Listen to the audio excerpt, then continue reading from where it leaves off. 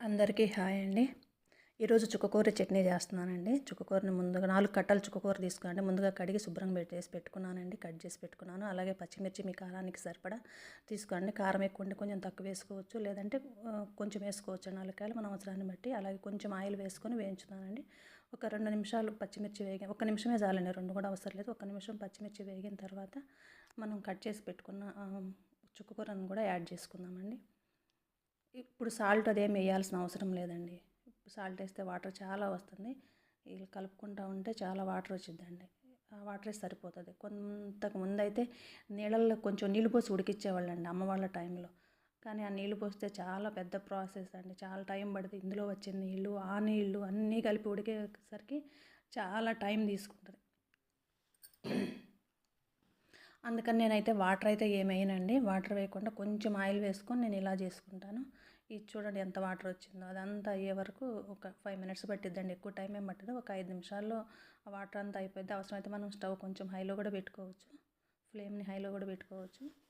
ఇక చాలా దగ్గర పడిపోతుందండి. దగ్గరకు వచ్చేసే వరకు ఇక ఆపేసుకోవచ్చండి. ఇక స్టవ్ని అయిపోయిందండి, ఆల్మోస్ట్ అయిపోయింది. ఇక స్టవ్ ఆపేస్తున్నానండి.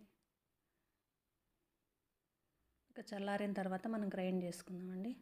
కొంచెం జీలకర్ర, సాల్టు, కొన్ని వెల్లుల్లి రెబ్బలు, ఈ పచ్చిమిర్చి అయితే నేను తీసేస్తాను. నేను చుక్కకూరతో పాటుగా నేను మిక్సీ వేయనండి. పచ్చిమిర్చి అంతవరకు వేసేసుకుంటాను.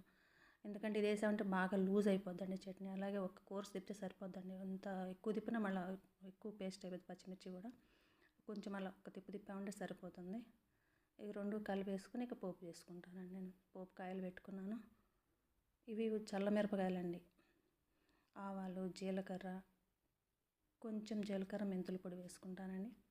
అవి వేగిన తర్వాత ఈ ఊరమిరపకాయలు వేసుకుంటాను. చల్లమిరపకాయలు అంటాం కదా, అవి కొంచెం వేగిన తర్వాత వేసుకుంటాను. కరివేపాకు, కొంచెం అల్లం వెల్లుల్లి పేస్ట్ అండి. ఎక్కువ అవసరం లేదు, కొంచెం చాలా బాగుంటుంది. పచ్చివాసన పోయే వరకు వేయించితే. అలాగే పసుపు, కొంచెం ఆనియన్స్ అండి, కొంచెం చాలా ఆనియన్స్ బాగుంటుంది. ఆనియన్స్ వేసుకున్నా కూడా.